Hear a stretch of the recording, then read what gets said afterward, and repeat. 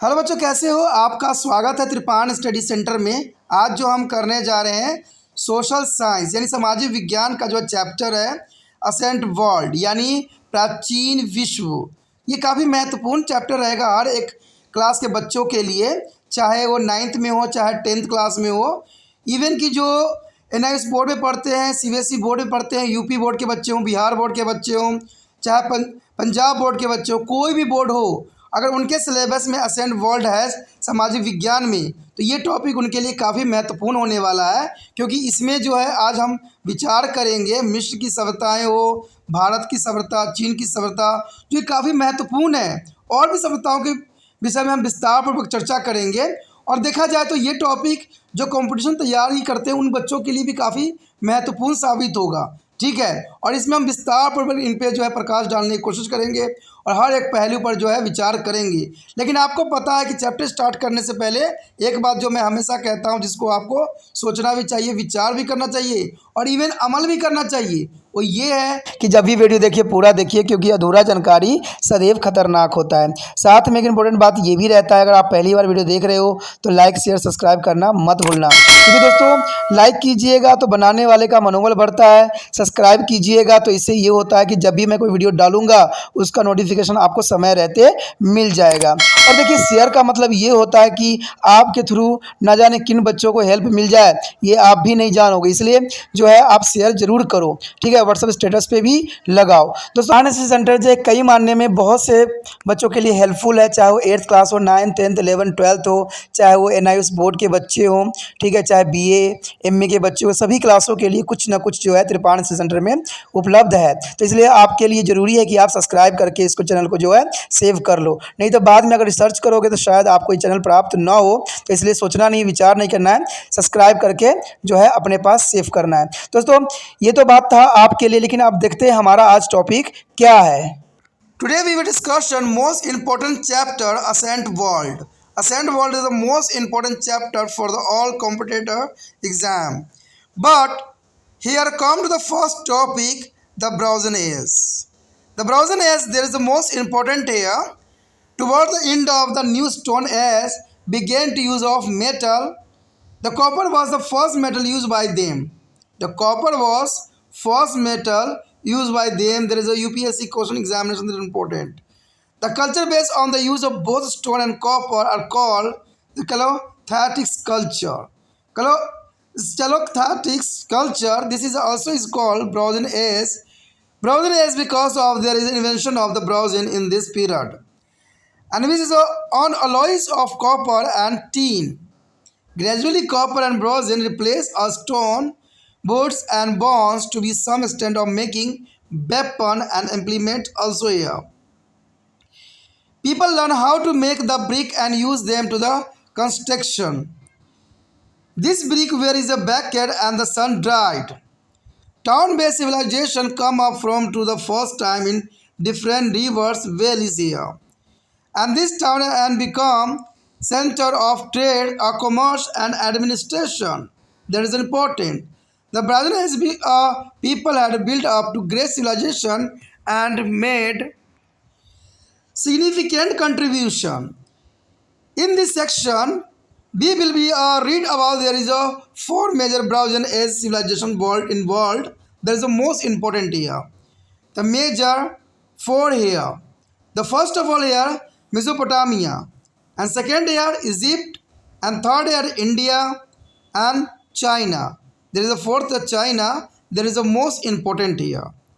There is a Bronze Age in the world civilization. The main here 4 here: Mesopotamia, Egypt, India and China. First topic come on your screen. There is a Mesopotamia civilization. Mesopotamia civilization, there is a most important civilization here. Mesopotamia was the land lying between 2 rivers.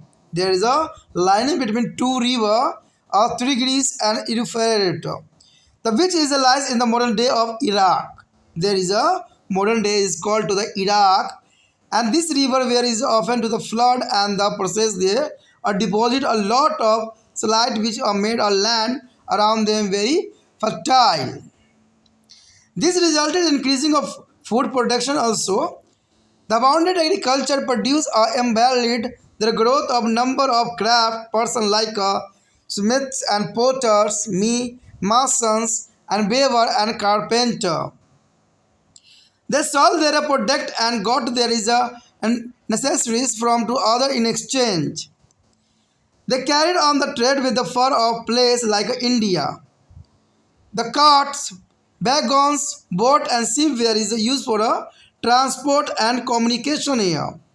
They also developed their art of written and the script was a collection of symbol of picture. The drive of bed is like a line and so this script has come to now there is a cuneiform script. The cuneiform script there is a most important here. The early cities of the Mesopotamia were like a small state. The small state that is important, and each with its own administration. The ruling class are consist of the priests, kings, and aristocrats. Beside them, various merchants, ordinary people, and slaves. The people of their Mesopotamia is worshipped of many god and goddess, like sky, sun, moon, fertilities, etc. These cities has oven, patron, and god and goddess. There is a important here. Here show the Mesopotamia is some picture here of 3200 BC ago, 3000 BC ago, and 2400 BC ago, and 1000 BC ago. There is a head is the head and the against to walk and the shows the hand. There is an important here diagram on screen. There is a symbol of the barley there on this side and bread is a this symbol and water as like a this symbol for in this time and there this symbol. There is the most important symbol on different time period and Mesopotamia. Here the script of the cuneiform script there is a most important symbol here on the water, days and birds. Word symbol is also is important and different period time. There is a cuneiform script on the Mesopotamia here. There is an important point here. The next here, Egyptian civilization. Egyptian civilization is the most important on this period time here. Another civilization arose to the Egypt along the river Nile, which made their land every fertile. The Egyptian kings were called Pharaoh. Pharaoh, they had a minister and officer in this service that is administrator their land and collected tax from them. The priest is enjoyed to the very high and honorable position in a society. There are priests that enjoy a very high and honorable position in a society on the Egypt civilization time.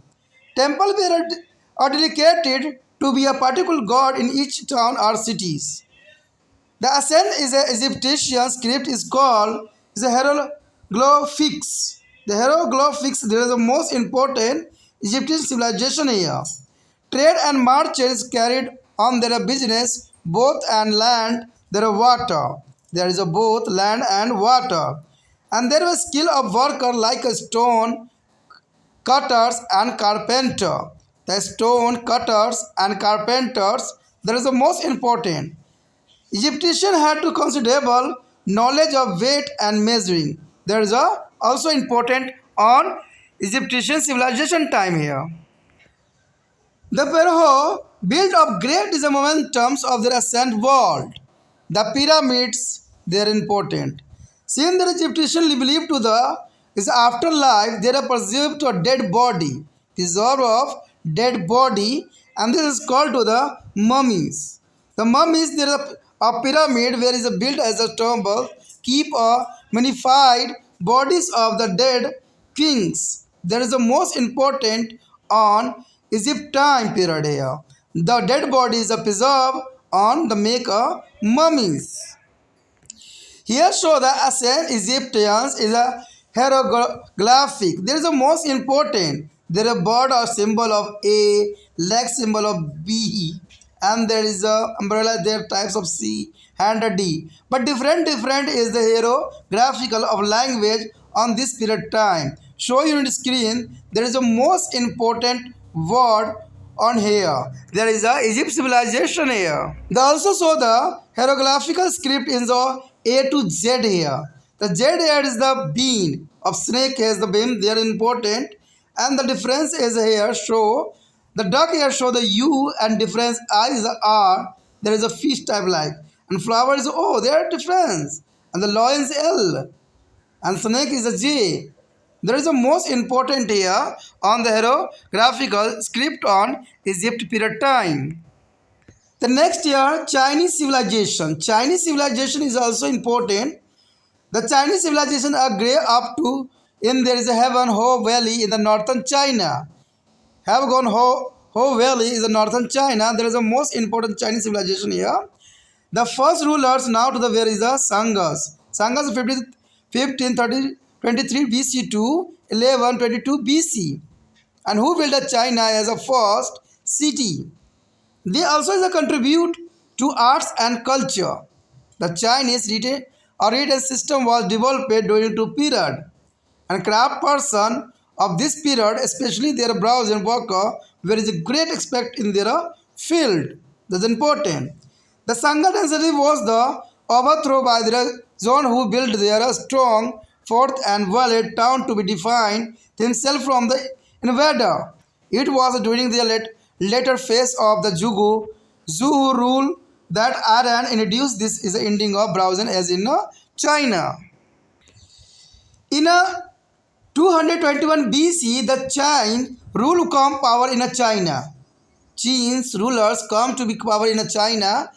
They are ordered to use of common language, common law, and common weight and measuring throughout their empire. Do you know that they were the rulers who built up the famous Great Wall of China? There is a Great Wall of China. There is a most important famous here. Seven Americas is a wonder here. After China, the Han dynasty can be power who ruled till of the AD 220. It was during to the period of the Chinese trade had a contact with the base through the famous Scale Route, crossing Central Asia and Persia. There is a important. The people of China worshipped a number of deities as a worship of ancestor, natures, and spirit were very common. In China is a famous religious spiritual is named to the Confucius, advocated as a system of right behavior which a great influence to Chinese society and government. He later emphasized to the God morals, character, respect of the elder, and loyalty of the family, and of the science of redemption to be law of the state. आगे जो हमारे समक्ष आया है प्राचीन विश्व, एक काफ़ी महत्वपूर्ण चैप्टर है प्राचीन विश्व, यानी प्राचीन विश्व के विषय में हम यहाँ विस्तार पूर्वक जानेंगे। हमने तो भारत के बारे में जाना है ना, लेकिन इसमें जो टॉपिक में हम जो है विश्व के बारे में भी जानेंगे कि विश्व में सभ्यता किस प्रकार विकास किया और वहाँ की क्या विचारधारा है। कहते हैं सबसे पहले अगर हम बात करें कांस्य युग की, तो कांस्य युग काफ़ी महत्वपूर्ण रहता है यहाँ पर।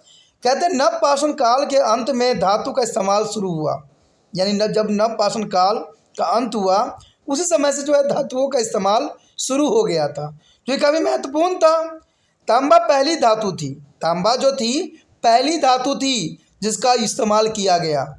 ये कई बार यूपीएससी एग्जाम में भी क्वेश्चन पूछा जाता है और आप यहाँ वहाँ तलाश रहे होते हो।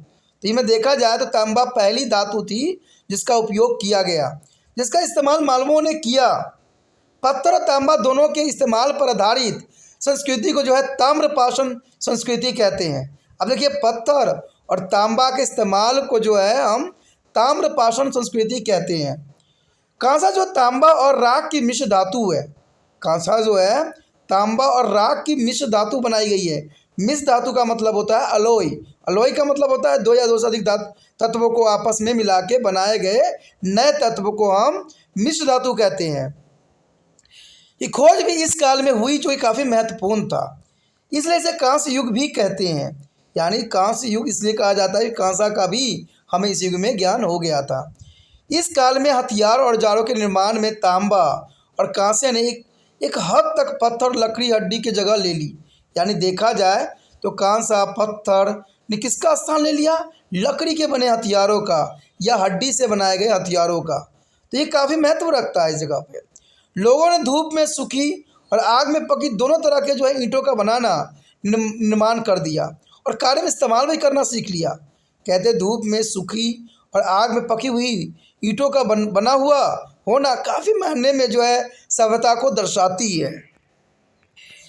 इसी काल में विभिन्न नदी घाटियों में पहली बार नगर आधारित सभ्यताओं का उदय भी हुआ। यानी इसी काल में विभिन्न नदी घाटियों में पहली बार जो है नगर आधारित सभ्यताओं का उदय भी हुआ और यह नगर व्यापार जो थी वर्जनी के केंद्र बन गई। यानी व्यापार का ये मुख्य केंद्र था और पैसे जो है प्राप्त करने का सबसे अच्छा केंद्र बना। एक कालक्रम में राज्यों और साम्राज्यों का उदय भी इन्हीं कालों में हुआ और प्राचीन काल में लोगों ने महान सभ्यताओं का निर्माण का मानवता को महत्वपूर्ण योगदान दिया। और ये प्राचीन सभ्यताएं जो है मेसोपोटामिया, यानी सबसे प्राचीन सभ्यताओं में देखा जाए तो मेसोपोटामिया है, मिस्र है, भारत व चीन में उभरी विकसित हुई। तो ये काफ़ी महत्वपूर्ण है जिसके विषय में हम यहाँ पर विस्तार पूर्वक और भी चर्चा करेंगे। कहते हैं कृषि, दस्तकारी और वर्णित धीरे धीरे काफ़ी फले फूले और जो है नगर प्रशासन के भी केंद्र बन गए।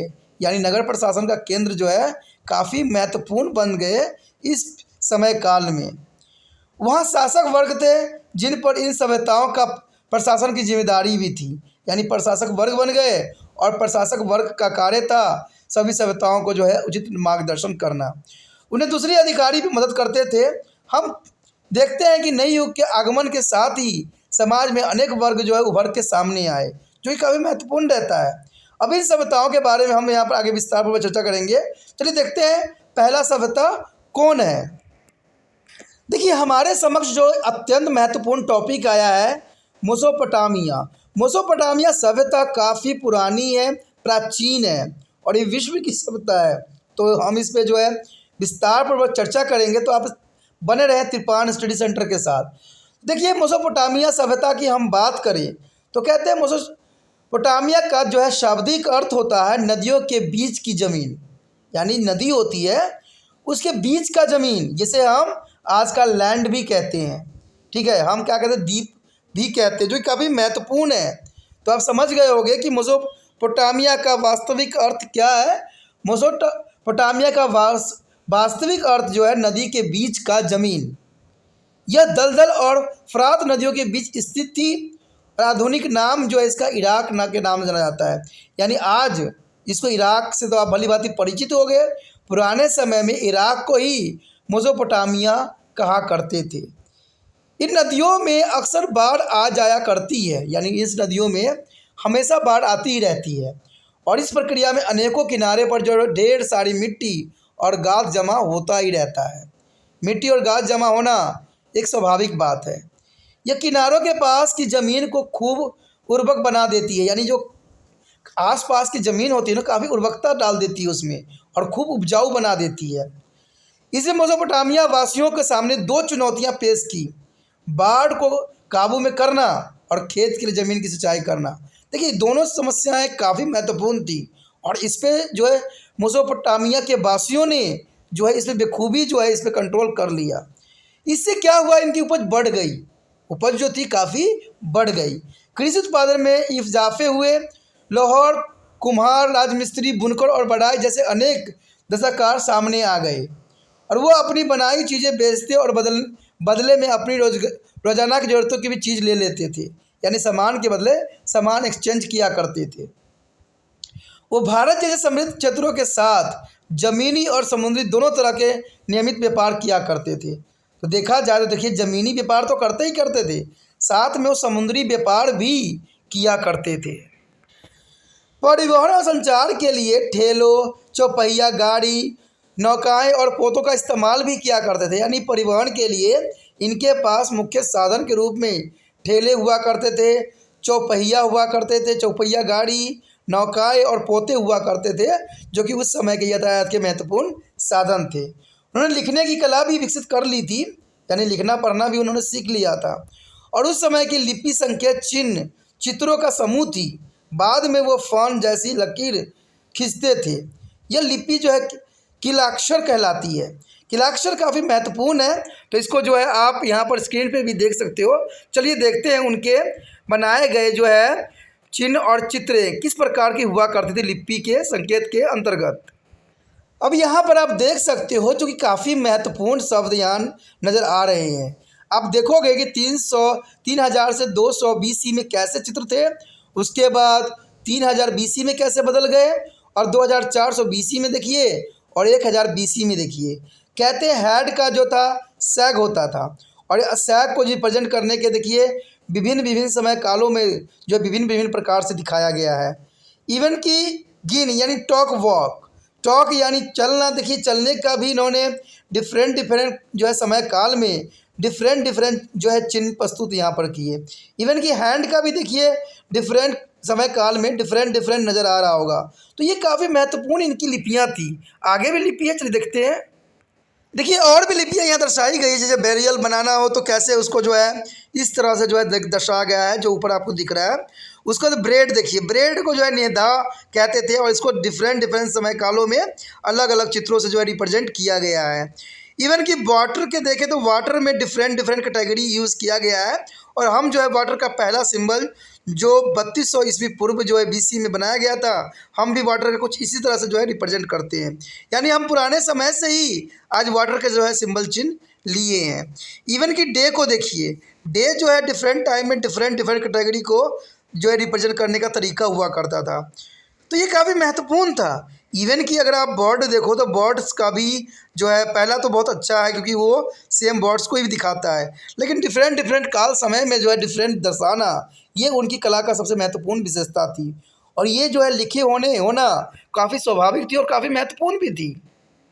यदि आगे हम बात करें मेसोपोटामिया की, तो कहते हैं मेसोपोटामिया के आरंभिक शहर छोटे राज्यों में समान थे। यानी इनके मेसोपोटामिया के आरंभिक शहर जो थे छोटे राज्यों के समान ही थे। उनका अपना प्रशासन वर्ग में पुरोहित, राजा और कुलीन शामिल थे। यानी देखा जाए तो उनके राज्य में प्रशासन में 3 लोगों का महत्वपूर्ण स्थान हुआ करता था। एक पुरोहित का, जिसे ब्राह्मण कहते थे, और राजा होता था, और एक कुलीन वर्ग होती थी जो राजाओं के सेवाओं करने के लिए बनाई गई थी। तो इस समय 3 पर जो है प्रशासन वर्ग में हुआ करते थे। उसके अलावा जो था सौदागर भी होते थे, जो सामान की सौदागर करते थे, बेचते थे। आम लोग और गुलाम तो होते ही थे, जो कि काफ़ी महत्वपूर्ण थे। मेसोपोटामिया के लोग जो है ढेर सारे देवी देवताओं की पूजा करते थे, जैसे कि आकाश की देवता, हवा का देवता, सूर्य देवता, चंद्र देवता, प्रजनन की देवी को भी पूजा किया करते थे वो लोग, और प्रेम की देवी, युद्ध का देवता, और इसी तरह से अनेक अन्य देवी देवताएं कोई पूजा उस समय मेसोपोटामिया में किया करते थे। हर शहर का एक संरक्षक देवता होता था। ये काफ़ी महत्वपूर्ण थी कि हर शहर का संरक्षक एक देवता हुआ करता था। मेसोपोटामिया में अनेक खूबसूरत मंदिरों का निर्माण किसानों और गुलामों जो ज़्यादातर युद्धबंदी होते थे से करवाया गया था। तो देखा जाए तो मेसोपोटामिया का भी सभ्यता काफ़ी विस्तृत थी। चलिए मेसोपोटामिया के तो हमने सभ्यता का देख लिया। अब चलते हैं हम जो है मिस्र सभ्यता के विषय में, देखते हैं कि प्राचीन समय में मिस्र सभ्यता की क्या स्थिति थी। चलिए देखते हैं मिस्र सभ्यता। यदि हम बात करें मिस्र सभ्यता की, तो कहते हैं मिस्र सभ्यता भी अपने आप में एक अनूठी थी। मिस्र को अक्सर जो है नील नदी का तोहफा कहते हैं, क्योंकि नील नदी के पास मिला था, इसलिए मिस्र को जो है नील नदी का तोहफा भी कहा जाता है, जो बिल्कुल सही भी है। हर साल नदी में बाढ़ आती है और उसके किनारे जनमगन भी हो जाती है। हर साल बाढ़ आती है, देखिए बहुत काफ़ी महत्वपूर्ण है।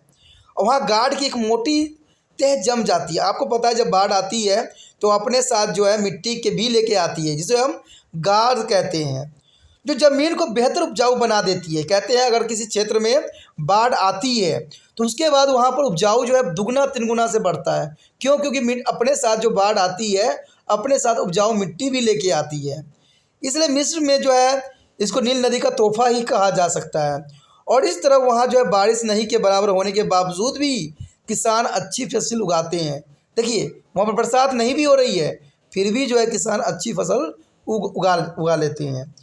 प्राचीन मिस्रवासियों ने बढ़िया सिंचाई प्रणाली भी विकसित कर ली थी, जो कि काफ़ी महत्वपूर्ण था।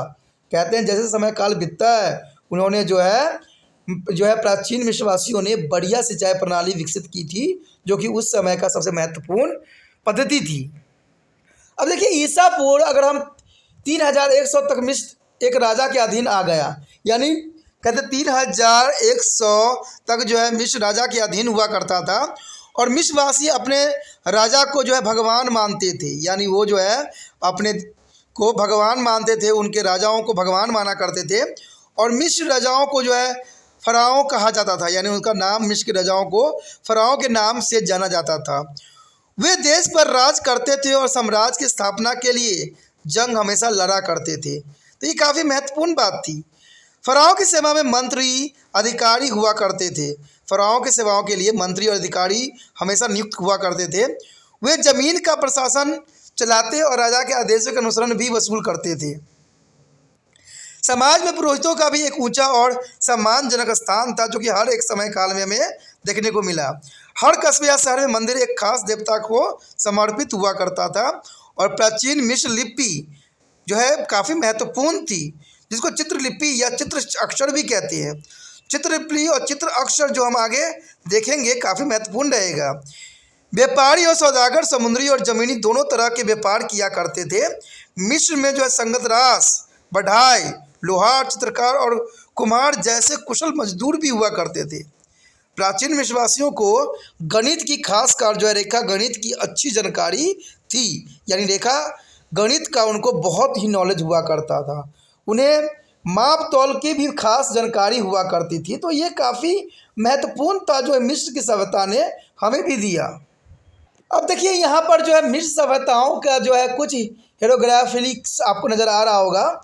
इसमें देखिए उनका कुछ इस तरह से जो था ABCD को रिप्रेजेंट करने का तरीका हुआ करता था। जैसे बर्ड देखिए, चिड़िया जो है A का है, पैर जो है B का शक्ल है, जो कहते हैं जो छतरी का जो डंडा होता है उसको C के रूप में रिप्रेजेंट किया गया है, और हाथ को D। उसी प्रकार जो है इसको शब्दों को यहाँ पर पिरोया गया था। इवन सांप J होता है, लॉयन के शेप देखिए L के रूप में है, और जिगजैग देखिए N के शेप में। और भी है, चलिए देखते हैं। देखिए और भी आपको नज़र आ रहा होगा, जैसे बीन की शेप में जो बनाई गई है Z है, दो खिड़कियों के बीच में Y बनाई गई है। तो ये काफ़ी महत्वपूर्ण लिपि थी। इसको आप भी समझ सकते हो कि अगर ऐसे लिपियाँ होगी तो किसका क्या मतलब होगा, आप बेखूबी समझ सकते हो। तो ये हेरोग्लिफिक्स लिपि है जो कि काफ़ी महत्वपूर्ण है, जो कि मिस्र की सभ्यताओं की देन है। तो ये काफ़ी महत्वपूर्ण बात रखता है। कहते अगर हम बात करें फ़राओ ने प्राचीन विश्व को महान स्मारक पिरामिड भी बनवाए। तो वो लोग जो थे काफ़ी पिरामिड भी बनवाए, जो कि काफ़ी महत्वपूर्ण था। कहते हैं मिस्रवासी मौत के बाद ज़िंदगी पर यकीन करते थे, और इसलिए उन्हें शवों को संरक्षित रखना जो विचार किया, और इस संरक्षित शवों को जो है ममी कहा जाता है। पिरामिड के मृत राजाओं को जो है ममी किए गए शवों को रखने के लिए जो है मकबरों के रूप में भी बनाया गया, जिसे इजिप्ट भी कहा गया। कहते हैं उस समय ये लोग जो है आत्माओं पर विश्वास करते थे और ज़िंदगी पर भी विश्वास किया करते थे। इसलिए शवों को जो है वो लोग जलाते नहीं थे, वो जो है ममी बना के जो है पिरामिड में रखते थे। और दफनाने के कारण क्या होता था, इनके बॉडी के सारे जो है नमी ख़त्म हो जाती थी, और ये नमी जो है लाखों लाखों साल तक ये लोग संरक्षित कर लिया करते थे। तो ये काफ़ी महत्वपूर्ण थे। इनको पिरामिड के मृत राजाओं को मम्मी भी किया गया, शवों को रखने के लिए मकबरे का रूप भी बनाया गया, जो काफ़ी महत्वपूर्ण था और काफ़ी ज़रूरी था मिस्र की ये सारे कल्चर। आगे देखते हैं चीनी सभ्यता। अब चीनी सभ्यता में किस विशेषताओं की तरफ जो है इशारा कर रहा है, चलिए देखते हैं चीनी सभ्यता। यदि हम बात करें चीनी सभ्यता की, तो कहते हैं चीनी सभ्यता में अपने आप में ही एक अलग संस्कृति थी। चीनी सभ्यता उत्तरी चीन में हुआंग हो नदी घाटी फली फूली, यानी हुआंग के नदी घाटी में ये काफ़ी विकसित हुई। ऐतिहासिक साक्ष्यों के मुताबिक चीन जो है शुरुआती शासक शांग शासन में एक लेखन शैली इजाज़त की गई। यानी देखा जाए तो चीन में जो है शुरुआती शासक के दौर में शांग शासक में एक लेखन शैली इजाज़त की गई। इसके काल के जो है दस्तकार विशेषतः कांस्य शिल्पी अपने काम में काफ़ी माहिर हुआ करते थे। कांस्य शिल्पी अपने काम में काफ़ी माहिर हुआ करते थे, और शांग शासक के मतः अनेक अधिकारी भी हुआ करते थे, जो कि काफ़ी महत्वपूर्ण है, जो राजाओं के जो है राजपाट में काफ़ी मदद किया करते थे। किसान अभिजात वर्ग की खास पदार्थों की आपूर्ति किया करते थे। देखा जाए तो चाउ जो कि 1100 जो है 22 ईस्वी पूर्व में साग वंश की सत्ता खत्म कर दी। कहते हैं चाउ ने साग वंश की सत्ता हमेशा के लिए ख़त्म कर दिया। 1122 ईसा पूर्व में। और उन्होंने पश्चिम की तरफ से हमला किया था और उन्हें शक्तिशाली कुलीन को समर्थन भी प्राप्त था, यानी कुलीन वर्ग को इनको समर्थन भी काफ़ी प्राप्त था। लेकिन कोई भी चाउ राजा इतना शक्तिशाली नहीं हुए, यानी चाउ राजा इतना शक्तिशाली कोई भी राजा उस समय नहीं हुआ जो पूरे राज्य को अपने काबू में रख सके। अगले 500 साल तक कुलीन सत्ता के लिए आपस में ही लड़ते रहे। कहते हैं 500 साल कम नहीं होता है सत्ता के लिए लड़ना। दूसरे कुलीनों के साथ ही उत्तर से हमला करने वाले खूंखार खनावदोश कबीले ने अपनी रक्षा के लिए उन्हें मजबूत किए और चारों तरफ से दीवारों से नगर बनवाए। तो ये काफ़ी महत्वपूर्ण था।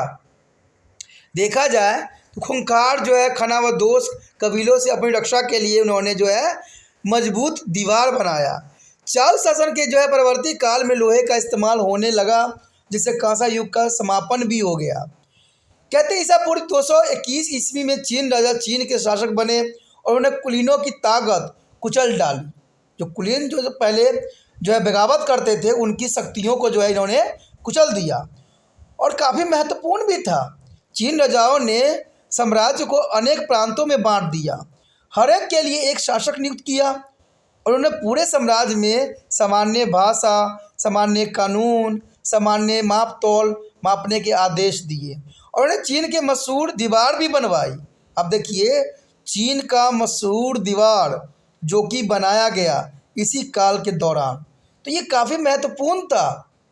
ठीक है ना, चाउ राजा जो था काफ़ी महत्वपूर्ण था और उसी के समय काल में वॉल ऑफ चाइना के जो दीवार है बनवाई गई। कई बार यूपीएससी क्वेश्चन में ये प्रश्न आ जाता है और बच्चे सोच में पड़ जाते हैं कहाँ इसका आंसर है। तो चाउ राजा ने चीन के मशहूर दीवार बनवाए जो कि हमारे अजूबों में से गिना जाता है। तो ये काफ़ी महत्वपूर्ण था। और क्यों बनाया गया? क्योंकि खूंखार खनावदोश कबीलों से रक्षा के लिए, दूसरे के हमलाओं से बचने के लिए इस दीवार का निर्माण करवाया गया। चीन वंश के बाद हान वंश आया यहाँ पर, यानी चीन वंश के आने के पश्चात हान वंश आया और उसने 220 ईसा पूर्व साल तक चीन पर राज्य किया। 220 काफ़ी महत्वपूर्ण समय काल है जिसमें इन्होंने राज्य किया। इस दौरान मध्य एशिया और फ्रांस में गुजरने वाले प्रसिद्ध रेशम मार्ग की ओर से भी पश्चिम चीनी सौदागरों ने नियमित संबंध बना रहा था, यानी रेशमी मार्ग आपको पता ही होगा, इससे इन्होंने संबंध बनाए।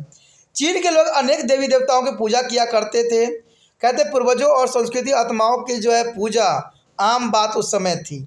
कन्फ्यूशियस नामक एक प्रसिद्ध चीनी धार्मिक उपदेशक से ही सही व्यवहार प्रणाली का प्रचार प्रसार भी किया गया। तो ये काफ़ी महत्व रखता है। इससे चीनी समाज और सरकार बेहद प्रभावित किया गया।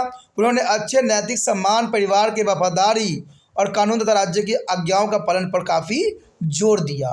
तो दोस्तों ये काफ़ी महत्वपूर्ण थी हमारा प्राचीन विश्व में कुछ बातें थी। आगे भारत का है तो भारत में हमें पता ही है कि प्राचीन सभ्यता के अंतर्गत हड़प्पा कल्चर, या इसको हम कह सकते हैं वैली सिविलाइजेशन। तो इसके विषय में हम अगले टॉपिक में बात करेंगे विस्तार पूर्वक। हड़प्पा कल्चर या मोहनजोदाड़ो कल्चर कैसी थी, कैसा था प्राचीन के विषय में, तो उसके बारे में आपको इसी तरह से देखने के लिए, समझने के लिए तिरपान स्टडी सेंटर के साथ बने रहना पड़ेगा। ठीक है, अगर ये प्राचीन सभ्यता आपको अच्छे समझ में आ गया जितना मैंने अभी कराया है, ठीक है, जितना आपने देखा है, समझा है, अगर आपको सही लगा, अच्छा लगा, तो अगर आप तिरपान स्टडी सेंटर का हेल्प करना चाहते हो, मदद करना चाहते हो, तो जितना हो सके इस वीडियो को शेयर करना है। देखिए दोस्तों, कहते हैं किसी से कुछ प्राप्त करते हो तो किसी को कुछ देना भी पड़ता है, ये संसारिक रीत है। तो आप अगर तिरपान स्टडी आपको अच्छा लगता है, आपको समझ आता है, तो जितना हो सके इस वीडियो को शेयर करना है। और शेयर करने के लिए कुछ नहीं करना है, यूट्यूब से लिंक को कॉपी करके व्हाट्सएप स्टेटस पर लगा देना है। देखिए ये टॉपिक काफ़ी महत्वपूर्ण है और 9, 10th और NIC बोर्ड के बच्चों के लिए, चाहे यूपी बोर्ड के बच्चे हो, कोई भी बोर्ड के बच्चे हो, उनके सिलेबस में ये काफ़ी महत्वपूर्ण स्थान रखता है। तो अगर आप व्हाट्सएप पे लगाइएगा तो कोई ना कोई बच्चे को जरूर ये मदद मिल जाएगा। और इस तिरपान स्टडी सेंटर को काफ़ी कहते अच्छा लगेगा, क्योंकि तिरपान स्टडी सेंटर का एम ही यही है कि वीडियो हर बच्चे तक पहुँचे और वो अच्छे से अच्छे ज्ञान ग्रहण कर सके। तो काफ़ी महत्वपूर्ण रखता है और इसमें आप ही हेल्प कर सकते हो और कोई हेल्प नहीं कर सकता। ठीक है, अगर पहली बार वीडियो देख रहे थे तो चैनल को अवश्य सब्सक्राइब कर लीजिए और सब्सक्राइब भी सोचिए नहीं, आपके मोबाइल में जो रेड सब्सक्राइब दिख रहा है उसको दबाइए, इससे क्या होगा, सब्सक्राइब हो जाएगा और आपको जो है हर समय वीडियो मिलता ही रहेगा कोई ना कोई टॉपिक पे। क्योंकि आपको पता ही है तिरपान स्टडी सेंटर जो है 8 से लेके MA तक के बच्चों के लिए जो है यहाँ पर वीडियो उपलब्ध है। तो ये काफ़ी महत्वपूर्ण रखता है और मुझे विश्वास है कि कोई ना कोई आपके परिवार में जरूर 8 से जो है MA तक के जो है पढ़ाई कर रहा होगा, तो उसके लिए वीडियो काफ़ी महत्वपूर्ण बन जाता है। तो आप जरूर सब्सक्राइब कीजिए, तभी जाके आपको जो है वीडियो का जो है फ़ायदा आप उठा सकोगे। अगर बाद में कोई टॉपिक रिसर्च कीजिएगा तो वहाँ पर बहुत से जो है आपको टॉपिक नज़र आएंगे, बट तिरपान सेंटर नज़र नहीं आएगा। क्योंकि कहते हैं तिरपान सेंटर अभी यूट्यूब पे रिसर्च पे नहीं आ रहा है, इसलिए मैं बार बार कहता हूँ सब्सक्राइब कर लीजिए। ठीक है, अगर आपको कुछ शिकायत है, कुछ कहना चाहते हो, कुछ विचारधारा रखना चाहते हो, तो आप जो है कमेंट कर सकते हो।